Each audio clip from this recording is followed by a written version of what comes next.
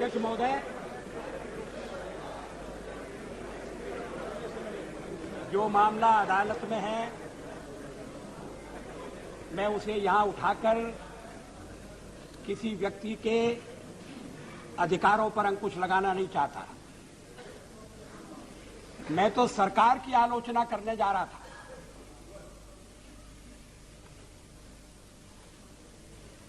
High court ने जो फैसला दिया उसे सीबीआई को अमल में लाना चाहिए था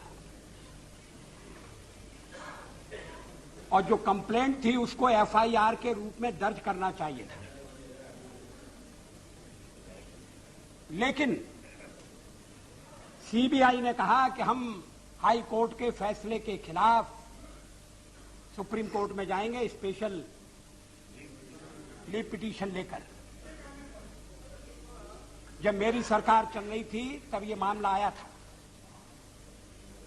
इस पर लॉ मिनिस्टर की राय ली गई थी। लॉ मिनिस्टर की राय थी कि सरकार के सीबीआई को सुप्रीम कोर्ट में जाने की जरूरत नहीं है और सीबीआई हाई कोर्ट के आदेश का पालन करे, एफआईआर ठीक तरह से दर्ज करे और जिससे आगे की कार्रवाई चल सके। आखिरी दिन था, मेरे पास वक्त नहीं था मैं पूरी फाइल देख सकूं। मैंने अपने नोट में लॉ मिनिस्टर की राय का हवाला दिया और नई सरकार पर मामला छोड़ दिया। क्या नई सरकार के लिए जरूरी था कि वो सीबीआई को सुप्रीम कोर्ट में जाने की इजाजत देती? हाई कोर्ट का निर्णय पर्याप्त होना चाहिए था। हाई कोर्ट ने सीबीआई के खिलाफ स्ट्रक्चर्स पास किए। हाई कोर्ट का आरोप है कि सीबीआई ने उसको अंधेरे में रखा। मेरे पास जजमेंट है, मैं उसको उद्धृत कर सकता हूं। क्या जरूरत थी सुप्रीम कोर्ट में जाने की? और सुप्रीम कोर्ट में जाने का नतीजा क्या हुआ कि सुप्रीम कोर्ट ने, ये सुप्रीम कोर्ट का ऑर्डर की कॉपी है, सुप्रीम कोर्ट ने डिसमिस कर दिया और कहा कि अपने हाई कोर्ट में वापस जाइए और सीबीआई को वापस आना पड़ा है। मैं सरकार से पूछना चाहता हूं, देवेगौड़ा जी कह रहे हैं हमने कोई फैसला नहीं किया। क्या यह महत्वपूर्ण मामला नहीं था?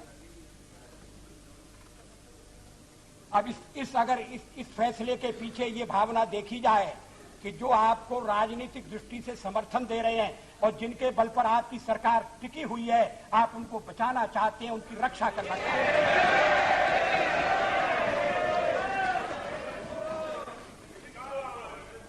मुझे इस सवाल का उत्तर चाहिए।